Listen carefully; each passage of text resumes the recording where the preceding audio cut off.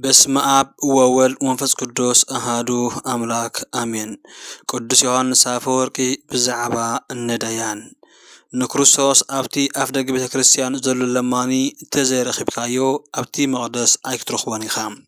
ጽጉማት ናይ በሪ መንግሥተ ሰማያት ሓለውቲ እዮም። ንዓና ዝኸፍቱልናን ዝዓጽውልናን ንሳቶም እዮም። ንዝተጐድአ ሓውኻ እናረሳዕኻ ንቤተ ክርስቲያን የፍቅርየ ኣይትበል። እቲ ዝበለጸ ክቡር ቤተ መቕደስ ንሱ እዩ እሞ ስለዚ ንዝተጸገሙን ንዝተሸጎሩን ሰባት ንምሕጋዝ ሰብ ምዃን እኹል እዩ። ወስብሐት ለእግዚአብሔር ወላዲቱ ድንግል ወለመስቀሉ ክቡር አሜን። ጽንዕ ኢልኩም ስለተሰማዕኹምኒ ወትሩ ኣብ ትብሎ ጸሎት እግዚአብሔር ጸሎትኩም ጽን ኢሉ ይስማዓኩም።